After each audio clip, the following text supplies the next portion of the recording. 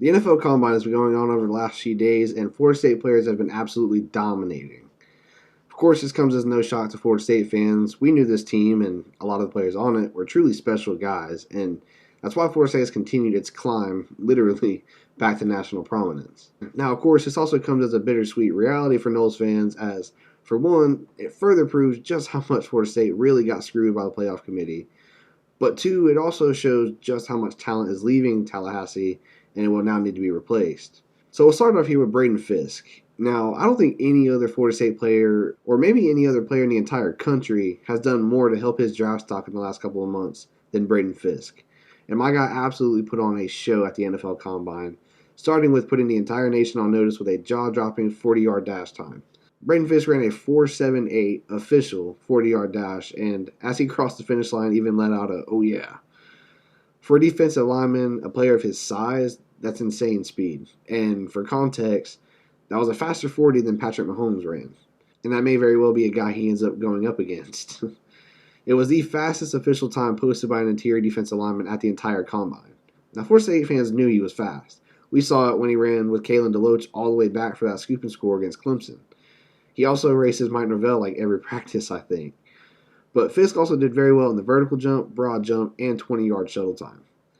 Now, I know the big knock on him is that he's a little undersized, especially for an interior guy at the NFL level, but I really do think his speed, his motor, and his overall athleticism truly make up for it, and I think he'll be a great player at the next level no matter where he ends up.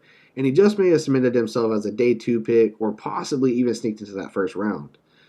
Jarian Jones also went out there and ran a 4.340, and that actually just straight shocked me.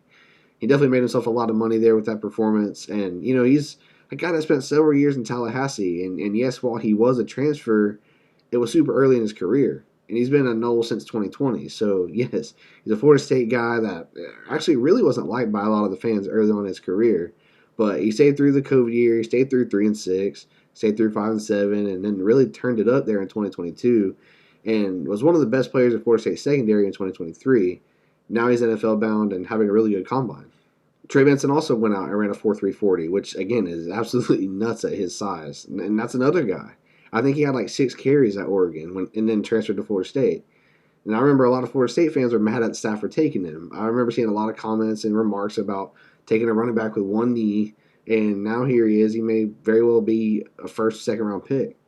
Now I'll run through a few others here. Jared Verse ran a 4.58 40, which was the 4th fastest time for a defensive lineman. Kalen DeLoach actually ran a 4.4 40, which was a very close second for the linebackers group. Jaheim Bell ran a 4.6. Johnny actually ran a 4.52, and again, at 6'7", that's absolutely insane. I think the obvious thing that jumps out here is speed. I mean, all these guys ran at the top of their position groups and really blew people away with their speed. And I'm pretty sure every player outside of Braden Fisk ran a faster 40-yard dash than both of Miami safeties. I think we're still waiting on Cam Kitchens to cross the finish line. But I think this whole thing also shows development. Now, haters and even some of the pessimistic fans might say, oh, yeah, but all these guys are transfers. And you'd be correct. Most of them are.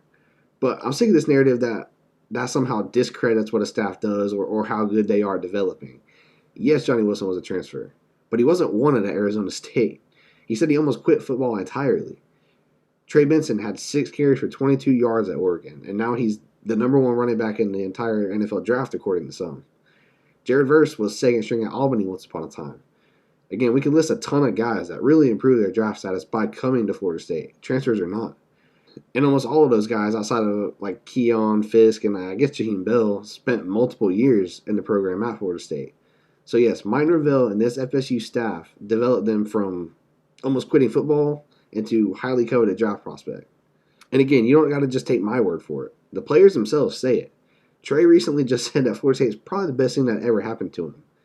Jared Verse, as highly touted as he was out of the portal and as highly touted as he is headed to the NFL, he talked about how much spending a couple years with Coach Storms helped him both physically and mentally. And on that note of Coach Storms, Jaheim Bell even tweeted about how fast all the Florida State guys were, and he said that was because the way Josh Storms had them running in the summer and Mike Norvell screaming speed each rep. But he also finished off that tweet by saying that real dudes come from that program, talking about Florida State. And that's what I think is being proven here. Florida State is getting back to that top tier of football where They're developing at a high level and turning out NFL talent year after year. There could be double-digit guys taken in this year's draft, and I suspect a similar amount to go next year also.